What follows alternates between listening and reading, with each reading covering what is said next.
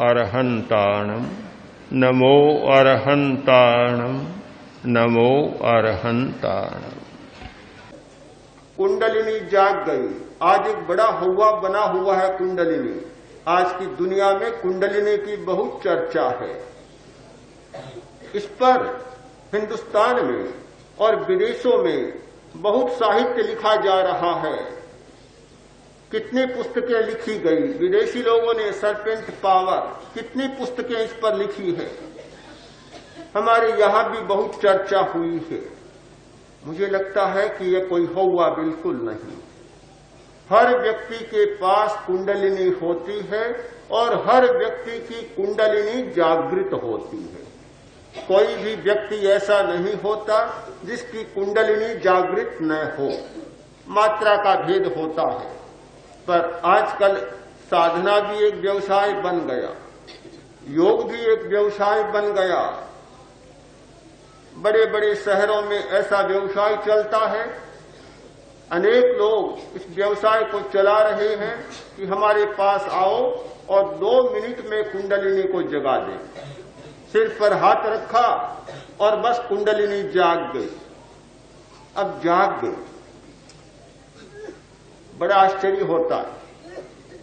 इस प्रकार कुंडलिनी जाग जाए तब तो आज तक दुनिया ही दूसरी हो जाती। जिसकी कुंडलिनी पूरे अर्थ में जाग जाती है, जिसकी प्राण शक्ति या तेजस शक्ति विकसित अर्थ में जाग जाती है, व्यक्तित्व का पूरा रूपांतरण हो जाता है। पर ऐसे लोगों को देखा कि जिनकी कुंडलिनी जागी हुई बतलाई जाती है और परिवर्तन कुछ भी दिखाई नहीं देता। महात्मा गांधी के पास एक कोई व्यक्ति आया, आकर बोला, महात्मा जी मैं आपकी कुंडलिनी जगाना चाहता हूं। बड़ा अजीब आदमी था। गांधी जैसा दृढ़ संकल्प वाला व्यक्ति, गांधी जैसा दृढ़ निश्चयी व्यक्ति, गांधी जैसा आत्मदर्शी व्यक्ति और एक सामान्य व्यक्ति आकर बोला कि मैं आपकी कुंडलिनी जगाना चाहता हूं। गांधी जी ने कहा कि छोड़ो इस बकवास को, मुझे नहीं जगाना है। फिर भी उसने नहीं छोड़ा। तो गांधी ने कहा कि तुम क्या चाहते हो? कि मैं आपकी कुंडलिनी जगाना चाहता हूं।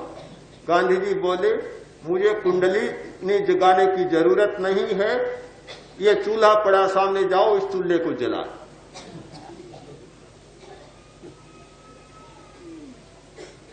बहुत ये चर्चा है। बात तो ठीक है कि जिसकी प्राण शक्ति जाग जाती है वह सचमुच एक निराला व्यक्ति बन जाता है। उसकी वृत्तियां बदल जाती है, आदतें बदल जाती है, स्वभाव बदल जाता है और पूरा व्यक्तित्व रूपांतरित हो जाता है। पर कैसी जागे? जागने की एक सरल प्रक्रिया आपके सामने प्रस्तुत कर रहा हूं। शरीर प्रेक्षा, शरीर को देखना। आपको बड़ा आश्चर्य होगा, ये कौन सी बड़ी बात बतलाई, रोज ही देखते हैं। कौन व्यक्ति जो शरीर को नहीं देखता? उठते ही बहुत लोग हाथों को देखते हैं, अच्छा मानते हैं। उठते हैं तब सबसे पहले किसी दूसरे का मुंह नहीं देखते, अपने हाथों को देखते। कराग्रे वसती लक्ष्मी, ये धारणा रही है कि हाथ की अंगुलियों में लक्ष्मी बसती है। बात तो बहुत अच्छी है, सारी लक्ष्मी इन अंगुलियों में बसती है। इन अंगुलियों से परे कहीं लक्ष्मी नहीं है।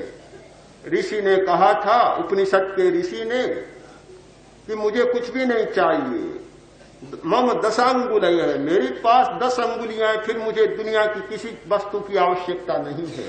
जिस व्यक्ति के पास ये 10 अंगुलियां होती है उसे और किसी वस्तु की आवश्यकता नहीं होती।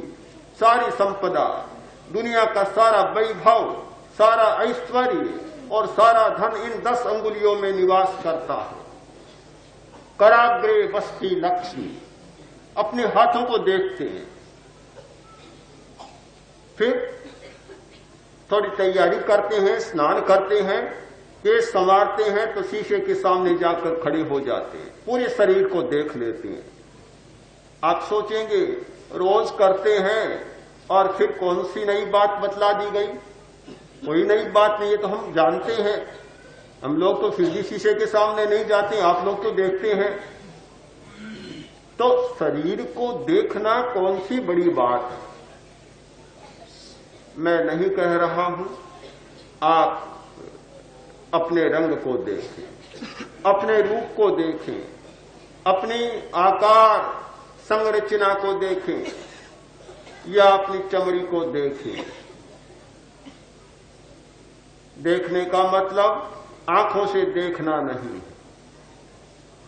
देखने का मतलब है जानना, अनुभव करना।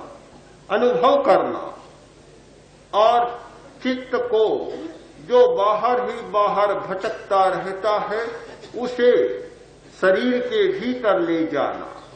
अंतःप्रेक्षा बाहर से शुरू करें, त्वचा से शुरू करें और भीतर तक गहरे में ले जाएं। इस ज्ञान नाम की प्राण धारा से शुरू करें। चमड़ी में रहने वाली ज्ञान नाम की एक प्राण धारा, प्राण का प्रवाह होता है, वहां से शुरू करें और भीतर मुख्य प्राण धारा तक चित्त को, चेतना को ले जाए। यह इतना सा दर्शन इस समय बहुत देखने को मिलता है। आपके मन में प्रश्न होगा, क्या देखें, क्या नई बात है? बहुत नई बात। हमारे शरीर में इतनी नई बातें हैं देखने को, इतनी नई बातें कि जो जब तक नहीं देखता तब तक उसे कुछ भी नहीं लगता। और जिस व्यक्ति ने अपने शरीर को देखना शुरू कर दिया उसके लिए सारी दुनिया का आकर्षण समाप्त हो जाता है। आकर्षण और विकर्षण का एक सिद्धांत है। जब तक हम बाहर को देखते हैं हमारा अपने प्रति विकर्षण होता है और वस्तु के प्रति आकर्षण होता है। और जब हम अपने शरीर को देखने लग जाते हैं वस्तु जगत के प्रति हमारी आसक्ति कम हो जाती है और अपने शरीर के प्रति हमारा बहुत गहरा लगाव हो जाता है। सबसे पहले आपका परिचय होगा स्पंदनों से। जैसे ही शरीर को देखना शुरू किया स्पंदन पकड़ में आएंगे, कंपन। हमारे शरीर में कितने प्रकंपन हो रहे हैं, कितने कंपन, कितने स्पंदन, कितनी हलचल, पता ही नहीं चलता। इतनी बड़ी हलचलें हमारे शरीर में हैं। जिस व्यक्ति ने एकांत में बैठकर शांत और मौन होकर अपने शरीर के भीतर होने वाली आवाज को नहीं सुना उसे पता नहीं चलता कितना नाद, कितना अंतर्नाद, पता ही नहीं चलता। पर जिसने सुना है उसे पता है कि इतनी भारी आवाज हो रही है हमारे भीतर जिसकी कल्पना ही नहीं की जा सकती। बहुत बड़े बड़े साधक जब साधना की गहराई में जाते हैं और अपने भीतर की आवाज को पकड़ना शुरू करते हैं उनके सामने इतने बड़े बड़े शब्द आते हैं, भयंकर शब्द आ जाते हैं, कभी कभी कान को फाड़ने वाले शब्द आ जाते हैं। कंपन पकड़ में आए। कहां? सारे शरीर में कंपन है। यहां कंपन हो रहा, यहां कंपन हो रहा है, अंगुलियों में भारी प्रकंपन हो रहे हैं। पूरा शरीर जैसे कंपनों का शरीर है। हमने शरीर को ऐसा मान रखा है कि ये कोई जड़ स्थूल वस्तु हो। जब भीतर देखना शुरू करेंगे ऐसा लगेगा कि जैसे रुई का फवा होता है या पिघलती हुई बर्फ की जो स्थिति होती है, ऐसा एक रवा रवा आपके सामने अलग से दिखाई देने लग जाए। कंपन ही कंपन। फिर आगे चलेंगे तो रंग दिखाई देंगे, इतने विचित्र रंग जो इस बाहरी दुनिया में देखने को नहीं मिलते। जिस व्यक्ति ने भीतर के रंगों को देखा वे रंग बाहर में दिखाई नहीं देते।